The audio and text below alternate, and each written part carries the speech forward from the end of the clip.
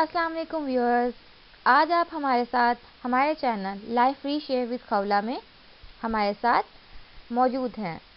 आज का हमारा presentation topic the tragedy of Hamlet by prince of Denmark, written by William Shakespeare. William Shakespeare एक इंतहाई famous writer हैं। इन्होंने बहुत से प्ले लिखे हैं, लेकिन जो आज का प्ले है ये बहुत ही ज़्यादा फेमस है। ये ना सिर्फ कॉलेजेस में, यूनिवर्सिटीज़ में पढ़ाया जाता है, बल्कि ये आपके लिए बहुत ही ज़्यादा हेल्पफुल होने वाला है। जिन लोगों को पढ़ने का बहुत ज़्यादा शौक़ है और रिसर्च स्टडीज़ का बहुत ज़्यादा क्रेज़ है, ये उनके लिए बहुत ही ज़्यादा हेल्पफुल होने वाला है।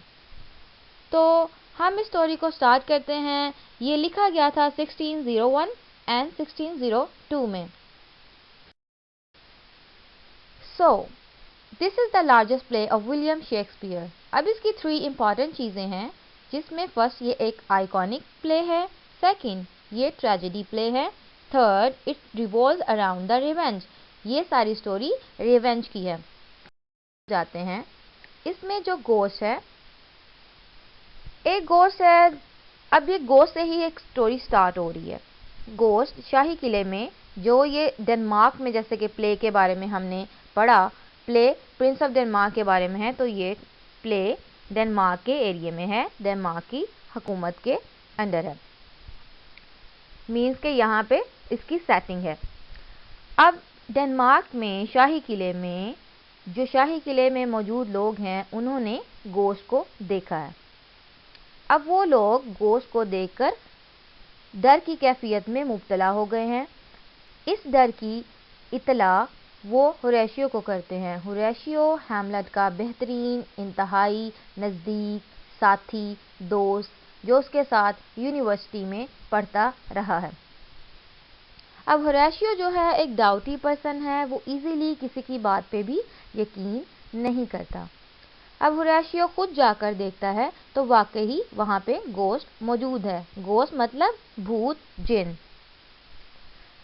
इसके बाद जब होरेशियो को यकीन हो जाता है कि गोश्त वाकई ही वहाँ मौजूद है और जो हैमलेट के फादर की शक्ल में है, अब हैमलेट को कहता है कि जाके तुम खुद मालूम करो। अब हैमलेट जब जाता है, जब हैमलेट और गोश्त का सामना होता है, तो हैमलेट को ये महसूस होता है कि गोश्त उसके लेट फादर की शक्ल के हैं। और जबकि गोश्त यहाँ पे इसको ये इतला करता है, जो इंतहाई important message of the play है, वो उसको ये बताता है कि हैमलेट, तुम्हारे फादर को तुम्हारे अंकल क्लॉडियस ने मर्डर किया है और तुम्हें इसका रिवेंज लेना चाहिए। रिवेंज इस प्ले का मेन थीम है।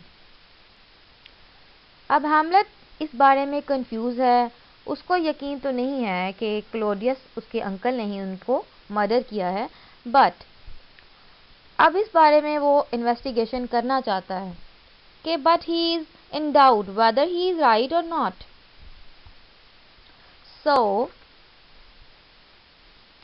अब जो उसके अंकल, जो प्रेजेंट किंग ऑफ डेनमार्क बने हुए हैं, गोश्त कहता है कि तुम्हारे फादर को तुम्हारे अंकल ने ही मदद किया है। बट अभी हैमलेट इस बात की कंफर्मेशन हासिल करना चाहता है कि वाकई उसके फादर को उसके अंकल ने मर्डर किया है या इसमें कोई झूठी अफवाह है या बात है। अब इसके लिए हैमलेट जो है वो सोचता है कि मुझे एक प्लान करना चाहिए। तो मिस्ट्री ऑफ डेथ को सॉल्व करने के लिए उसका एक प्लान करता है।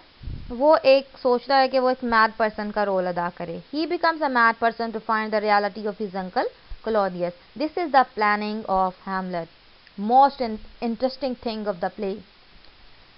सो he wants to discover whether his uncle killed his father or not. So he play a game to become a psycho. कभी तो ये साइको बनता है लोगों के सामने कि मैं एक साइको हूँ, और वो साइको बन के ही रियलिटी को मालूम करना चाहता है, because he is not sure about the things.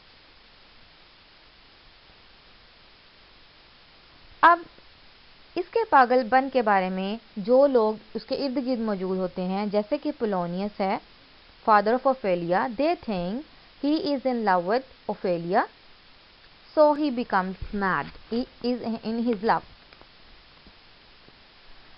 अब जहाँ के क्लॉडियस हैं, इसके अंकल, वो ये सोचते हैं कि he is not sure he is psycho और नॉट। अब क्लॉडियस को भी यकीन नहीं है कि वो साइको एक्चुअली है या वो प्रिटेंड कर रहा है। पोलोनियस को भी यकीन नहीं है कि वो वाकई प्रिटेंड कर रहा है या वाकई वो एक साइको है। अब यहाँ पे क्लॉडियस क्या करता है, क्लॉडियस और गर्ट्रूड सोचते हैं कि अब हमें इस बात का पता लगाना चाहिए कि वाकई हैमलेट साइको है या वो प्रिटेंड कर रहा है। तो वो इसके दो दोस्तों को, एक का नाम है Rosencrantz and second one is Guildenstern, वो इनको तैयार करते हैं। वो कहते हैं कि हैमलेट के आप दोस्त हो, आपने ये पता करके आना है कि वो वाकई एक्चुअली में पागल है या वो नहीं है, या वो प्रिटेंड कर रहा है या वो दिखावा कर रहा है, लोगों को पागल बना रहा है। बट हैमलेट भी एक हीरो है। Hamlet hero of the play है। हैमलेट डिसाइड करता है कि वो एक प्ले करे।